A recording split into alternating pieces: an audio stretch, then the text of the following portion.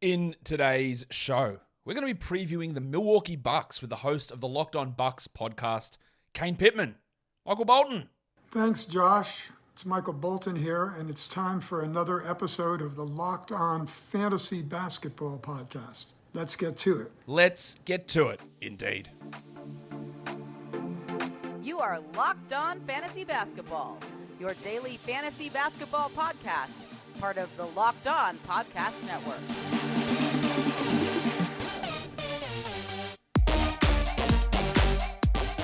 Hello and welcome to the Locked On Fantasy Basketball podcast brought to you by Basketball Monster. My name is Josh Lloyd and I am the lead fantasy analyst at basketballmonster.com and at Yahoo Sports Australia. And you can find me on Twitter, as always, at redrock_bball and on Instagram at Locked On Fantasy Basketball. Thank you for making Locked On Fantasy Basketball your first listen every day. We are free and we're available on all platforms.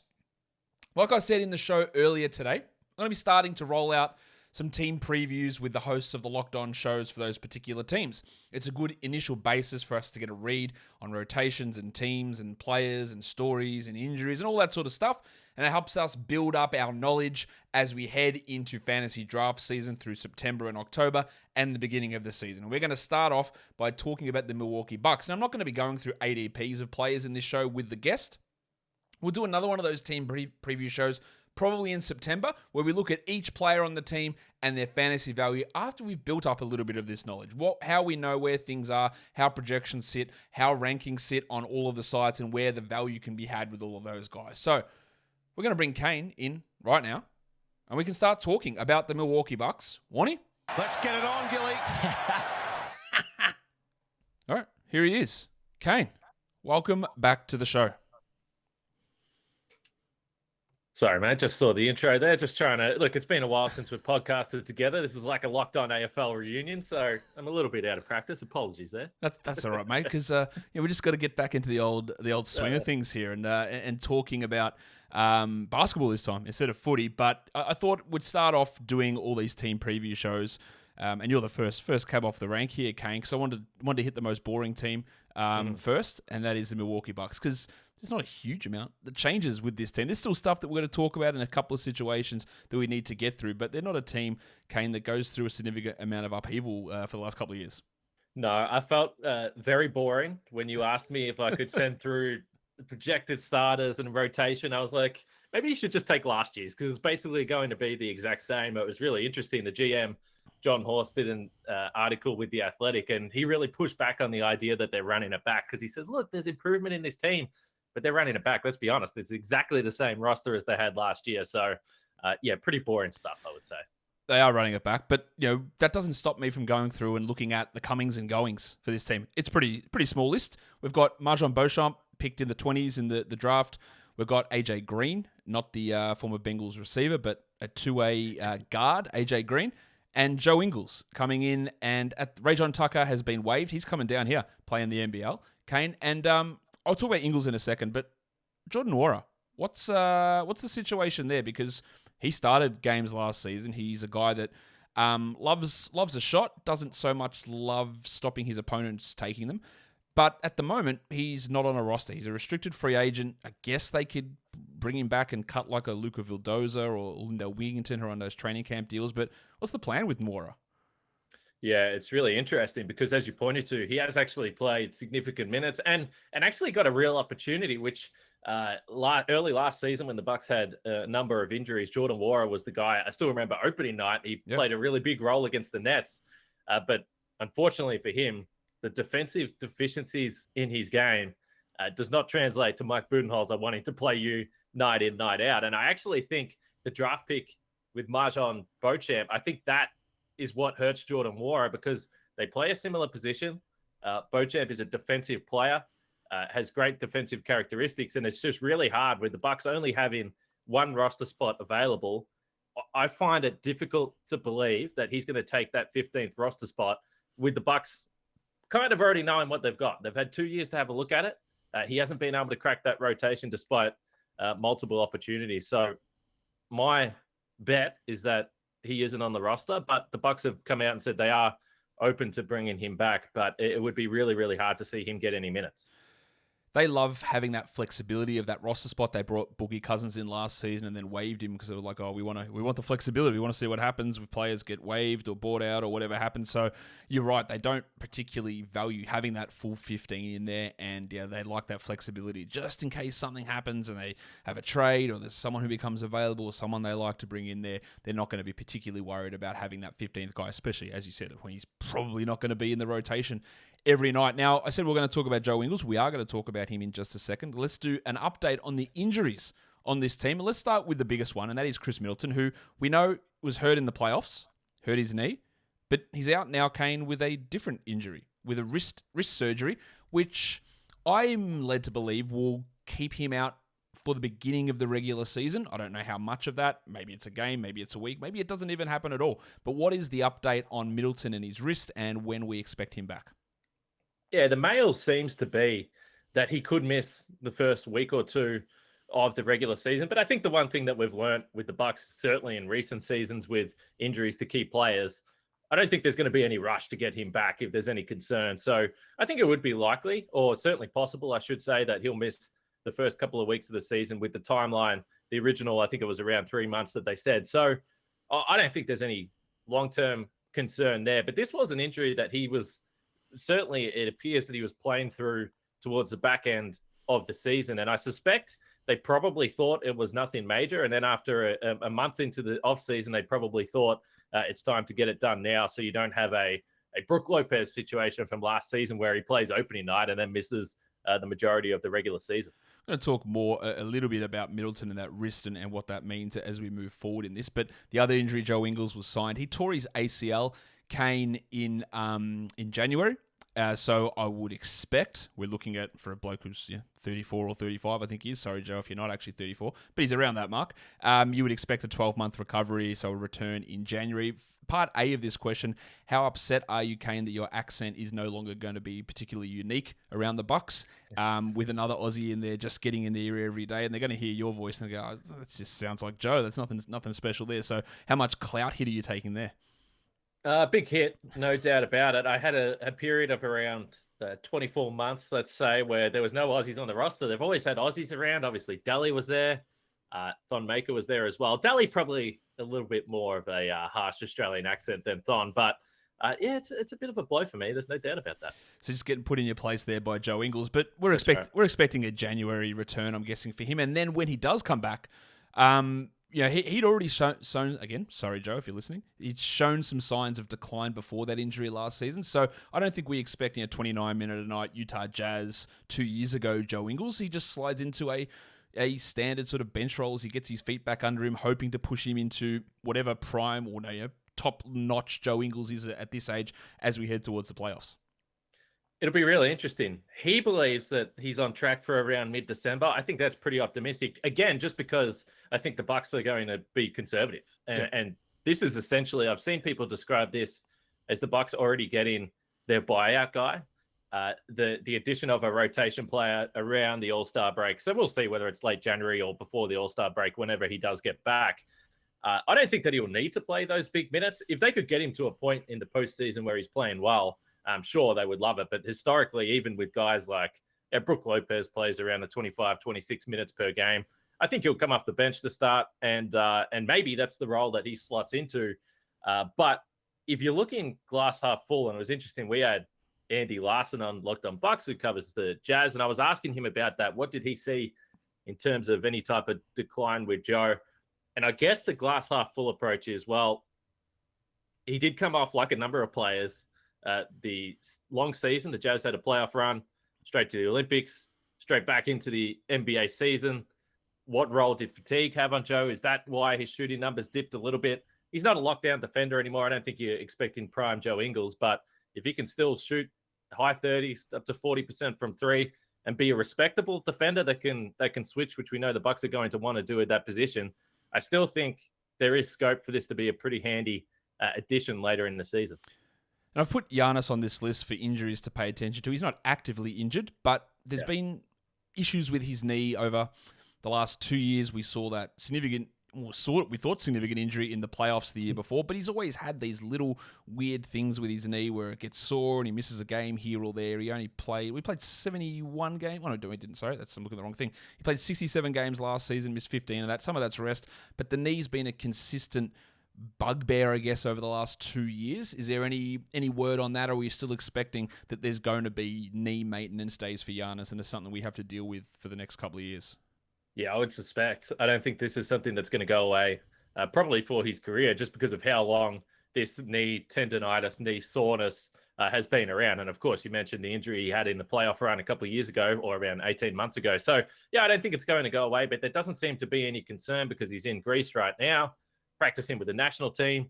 He's planning to play in Eurobasket here in the next couple of weeks through early September. So that tells me that he must be feeling fine. But then again, we've seen that Giannis will also play through stuff, and it's very difficult to slow him down. So, yeah, I think Bucks fans are just crossing their fingers that he gets through that tournament unscathed and potentially maybe has a good result with the Greek national team. Yeah, I think everyone's hoping that he gets through unscathed. I don't think there's anyone who dislikes Giannis. But before we get into the rest of the Bucks stuff, Kane, now, if anyone's seen you in real life, that they may, mistake you for a roided up Hulk. Like, you're just so huge. But really, the secret's Built Bar, isn't it? Because it is the best tasting protein bar ever. And you jam yourself full of that protein, but always with the low calories and low fat. And it is the new flavor. Now, Kane, I'm going to ask a question. I'm going to be really upset depending on your answer here. Have you gotten any of the cookie dough chunk puffs yet? Well, no, I haven't. But as you know, I'm terrified of you, Josh. So even if I had, I would have said no. No, that's exactly right. Because I have more Built Bars than you, so therefore I am definitely definitely more muscly and definitely stronger. But there is a new flavor. It's cookie dough chunk puff, and it's covered, like every Built Bar, in 100% real chocolate. You can get these from Built.com, but you can get them and all the other great flavors. They are all tasty. They're all delicious. They're all low fat, low sugar, low carbs, and high in protein. What more would you want when you're looking for a treat, a snack, something after you're coming home from the gym, or if you've got some sort of blood feud with Kane and you need to bulk up, you might need to get some Built Bar. So head to Built.com, use the promo code LOCKED15, that's LOCKED15. That'll get you 15% off your order of the cookie dough chunk puffs or whatever other Built products you are after. LOCKED15. Built Bar is, of course, built different. All right, Kane, we teased it early because that's how professional broadcasters do. Your starting five for the Milwaukee Bucks. Shock us all. Yes, this is going to be a big shock for everyone watching this podcast. Very similar to last season, although towards the back end of the season, we saw some changes. But I think that this would be the projected starting five. You can already lock in Drew Holiday, Chris Middleton, Giannis, and I think Brook Lopez. And the big question for the Bucks is who does start at the two guard. We saw Wesley Matthews come in for the playoff run last year. My reasoning for Grayson Allen starting is just simply that I think that the Bucks, in a perfect world, if they could sit here and say, well, we're going to get 30 minutes from Wesley Matthews night in, night out for 80 games plus postseason, we would do that. But I think for the regular season, Grayson Allen, particularly for this roster, a little bit younger, shoots a three at a really high level. There is less concerns about defensive stuff in the regular season when you are playing alongside these guys as well. So I think the safe option is Grayson Allen slotting back into the starting five. And he started, I think, 60-plus games, around 61 games last year. So I think that's probably the way they'll go. I would expect the same. When you're surrounding Grayson Allen, not that you're building a team around Grayson Allen, but when he's out there and you've got that shooting skill and the other four guys are actually legitimately elite defenders, or maybe Middleton's not elite, but he's still really, really good. It's fine. Like, especially in the regular season, as you said, and guys like Wes Matthews, they have their issues in staying healthy and even playing necessarily. He's not going to play 30 minutes a night necessarily. So getting someone in who can approach that sort of mark, I think, makes a lot of sense. And the rest of your rotation, I think, makes sense as well. Bobby Portis, he'll be the guy that gets probably the bulk of those minutes coming off the bench. And we've got George Hill, Pat Connaughton, Wes Matthews. Do you think that they will start Connaughton or Matthews in place of Middleton while he gets ready to begin the year? Yeah, that'll be really interesting. I think historically, Pat Connaughton has been a guy that Bud really likes to keep coming off the bench for that second unit rotation. But ultimately, Pat's also been a guy that's closed a lot of games. So I don't know whether it really matters. But if I had to guess, I think we would probably see Wes start, even if it was only for a week or two. There are some optimistic Bucks fans, as everyone likes to get, throw around a bit of optimism about your first round draft picks. There is some optimism that Marjan Beauchamp would start or certainly be in the rotation to start the regular season. I kind of believe that could be the case. I think they'll like to get an early look at him. But if I had to put my money down on someone, it would be Pat. Yeah, I think that it might be putting a little bit too much on Marjon to just get him out there and starting straight away. Look, I don't even know if he'll be in the rotation straight away because you've got those four guys, and then it's probably going to be either Beauchamp or Javon Carter, who I'm not a massive fan of Javon Carter, but towards the end of last season when he came across, I thought he started to put together some interesting performances. He's a really good defensive guard, obviously. There are some offensive limitations in what he provides, but he's probably, I would suggest he's going to have at least a slight edge on Marjon to begin things in terms of getting those rotation minutes. Let's have a quick look at some of the youth on this team, and this is, I think, the second oldest team in the NBA, so there's not many young players. Even Beauchamp, who is their youngest player, is like 22 already. So there's AJ Green we talked on two-way. They took Hugo Besson, who I don't believe is going to play for the Bucks this season. He was late in the second round. I really want to look here more at Beauchamp and Sandro Mamukelashvili, who I thought Sandro played okay when he was given that opportunity last season. Is there any chance that he can crack that rotation to be that 10th guy? Because when you look at that grouping of those four players, Portis, Hill, Matthews, and whoever the other one who has just completely escaped my mind, Connaughton, there's Portis who's a big, and there's not really any others there. Could Sandro come in and be like, play 12, 13 minutes behind Giannis as the backup four, pushing ahead of Thanasis, who had that role at sometimes last season? I thought he showed a little bit last season, Mamukelashvili. Yeah, it was interesting because when we were talking about doing this show, and you said, give us 3 to 4 rotation guys. Historically, Bud is actually probably going to play 10, 11 guys in the regular season. That's what he likes to do. So there will be scope for, as you mentioned, Carter, Beauchamp. The problem for Mamukelashvili, I think, is just going to be if the Bucks are healthy, there will be nights where he'll be able to come in and play if someone has a rest or there's some sort of niggling injury, perhaps back-to-back, those types of scenarios. But he's going to play in the positions that Bobby Portis plays, Giannis plays, Brook Lopez plays, and also Serge Ibaka plays. Oh, yeah. So the question would be, would Mamu come ahead of Serge Ibaka? I probably think not. I think that if Brook Lopez or Bobby Portis are missing, Bud would like to give the veteran some run. Typically, that's the way he leans, particularly because of what Ibaka can still do, clearly diminished, but can still play defense, is a high IQ player. And for Mamu, that's definitely the problem for him, is defensively. He's kind of in the middle between a 4 and a 5. And there were some challenges on the defensive side of the ball. So that's why I think there's a challenge, even though, Summer League, clearly he was pretty impressive. He was. I like what he can do. He does have an ability to do a bunch of different things, but it's just going to find that opportunity. He's just someone to keep in mind for fantasy managers for spot starts, deeper leagues, dynasty type formats. Now I'm going to rapid fire through some other questions here with you, Kane. We'll go to this one. Is there any sort of management plan for Brook Lopez? We know that he had the back problem that cost him 4 months of the season, then came back on limited minutes towards the end of the regular season, ramping up in the playoffs.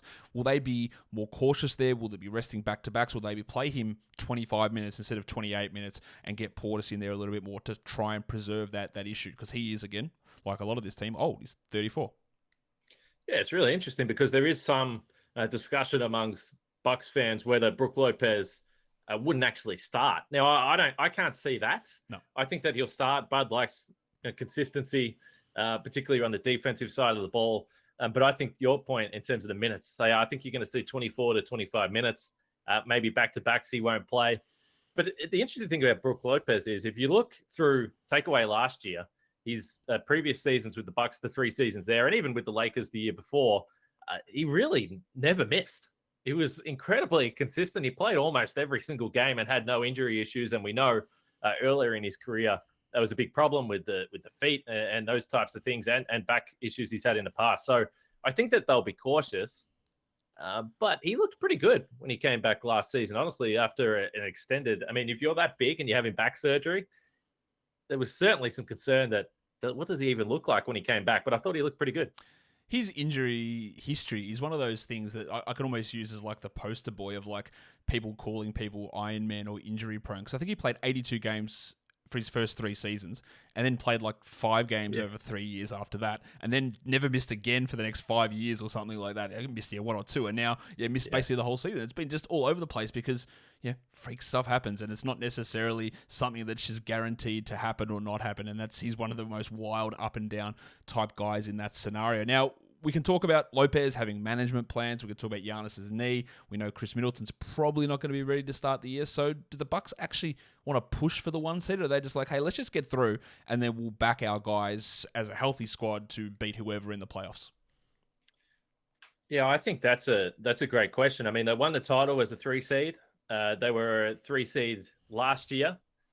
So it actually worked out for them in the championship year because Atlanta upset Philadelphia. They had home court in the conference finals. But I think that they've actually learned significant lessons in terms of the management of players, in terms of trying different things in the regular season compared to Budenholzer's first couple of seasons with the Bucks, where they just completely tore through everyone, tried to play their best lineups every night, didn't try anything different. There was no versatility in the game, and they were simply just blowing out everyone every single night.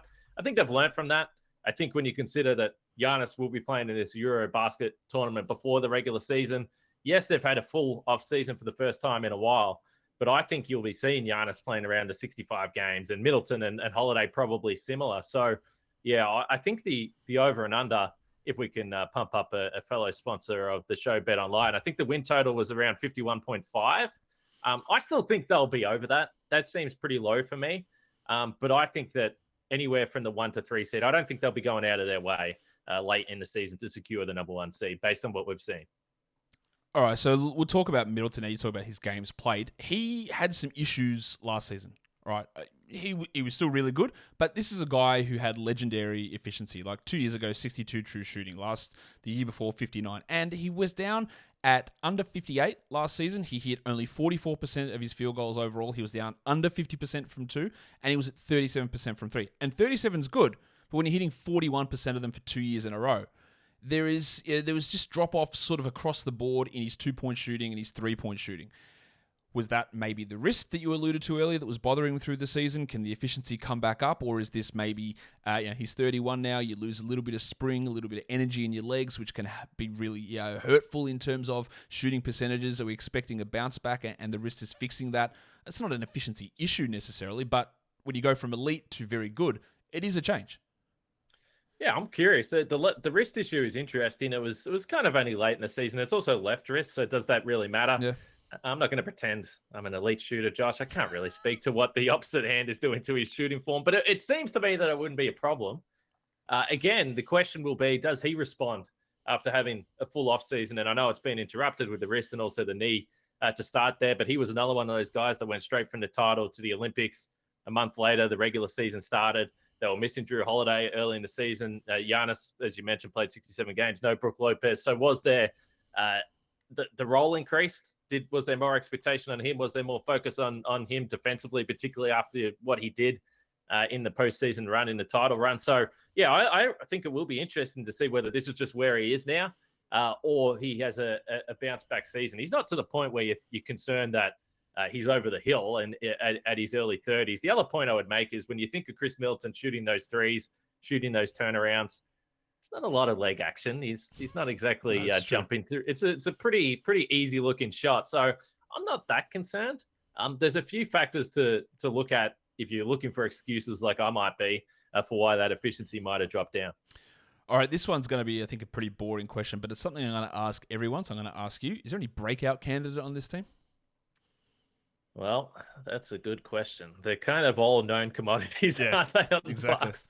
Honestly, I wonder if you're looking from a fantasy perspective, is there someone that can improve from last season? I do think that there is scope for Grayson Allen to have a bigger role in this offense as a guy that will get you threes, at least score double digits, but can he get up to 13, 14 points per game? Again, we think there's going to be guys that'll be resting. I think the opportunity should be there. And also, he's spoken about this. First year playing next to Giannis.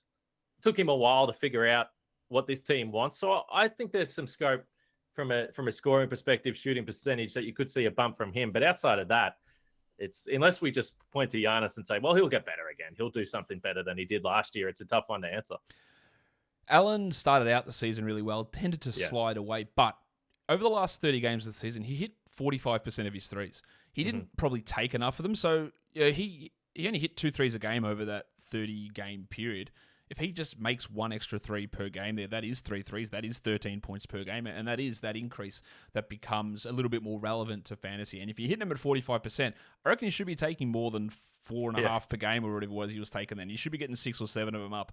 And if you're hitting them at that level, then there is some scope for that. I don't know whether that'll come to fruition, but the building blocks, I guess, are there for not a huge, wow, are we talking about Grayson Allen as a fringe all-star? Like, of course we're not, but at least a huge, a significant enough improvement where we have to pay a little bit more attention to Grayson Allen. All right, a couple more questions here before I got some quiz ones for you. We talked about the age of this squad a lot, right? There's a lot of old players. Who stands out to you most as a regression candidate from what they did last season? Well, I think I'm not concerned about Giannis, not concerned about Chris, not concerned about Drew Holiday, really, for where they're at. So I think, again, if you're looking for someone that you have to sit there and say, well, where is he at? It would be Brook Lopez. Now, the numbers last year are going to be difficult to look at because he was, obviously monitored pretty heavily towards the back end of the regular season when he came back. So I'm not sure where that leaves him. But maybe if you look to the season before, he's been pretty consistently a double-digit scorer. Again, he's not a focal point of the offense, but if you're looking for how the Bucks are going to work as a team and not necessarily statistically, Brook Lopez regression would hurt this team significantly from the defensive point of view. But if you're looking at numbers, Bobby Portis will be an interesting player because if Brook Lopez plays all season, what does that mean for Bobby Portis? I mean, this is a guy that started 60 games last year, so it'll be interesting to see how he responds, and obviously signed a pretty healthy deal over the offseason. Yeah, he did. Signed that new contract after taking what some may have considered a slightly below market deal. The one before that, and now gets a nice little payday. But you're right, he's the one that I sort of wanted you to get to, who was going to have a regression from last season, just because he's just not going to have that opportunity. And his role is best suited to be that guy coming off the bench, playing 24, 25 minutes, getting his shots up, doing his thing, versus trying to be like a defensive third or fourth option with Drew and Chris and Giannis out there. So it does suit him, but it probably will drop down his overall production. Is this team, Kane, better or worse than last season? Well, I think better if we assume health. And I think that's the biggest thing. I mean, everyone wants to talk about it, and it happens every year to every team. But if Middleton's healthy, if Lopez doesn't have the season he had, how would that have changed the overall record? How would that have changed the postseason? So pending health, I think that they'll be better. And I do think Joe Ingles, and clearly there's Joe Ingles love on this podcast from me and you, Josh. But if he's healthy, I think it's a nice addition to the rotation as well. They won 51 games last season. You talked already about the over-under being at 54.5. So yeah, I do think they are better than that 51 games. Again, playing more than the 10 games or whatever that Brook Lopez played. It might not have been 10, but it wasn't many more. And then you had the absences of Drew Holiday to begin the season. Just a bunch of guys out. Again, Jordan Warrior was playing 30 minutes a night for a stretch of time, and that's not something that is going to hopefully happen this season. Well, pretty unlikely considering he's not on the roster. So I've got some other questions for you here, Kane. Now, been looking a little bit at the website Basketball Index. I don't know how much you look at that website, but they have a bunch of very interesting metrics. Now, you don't necessarily know the definitions of all these metrics. You can see them on your screen there, but I want to see if their metrics sort of tie into what someone who covers the team in depth would just think when talking about this. Now, the 3-point talent metric, it's something that takes into consideration accuracy, volume, difficulty of shots, all those sort of things. It's basically, just how good is this guy as a 3-point shooter? Not you're shooting 45% on one attempt per game, but if you're hitting 38 on 7 attempts and they're all closely guarded, like that's the sort of thing that these talent grades sort of try to take into consideration. So here's your number one, just this feel of your Bucks credibility. Who do you think Basketball Index would rate as having the highest 3-point shooting talent on this Bucks roster? Based on the numbers from last year, that is. Yeah, well, we've already spoken about Chris Middleton. So his numbers have dropped down. And I'm not 100% sure how this works. But when you talk about taking difficult 3-pointers, if you're asking me who I want shooting the ball on a contested 3-pointer on the Bucks, it's clearly Chris Middleton.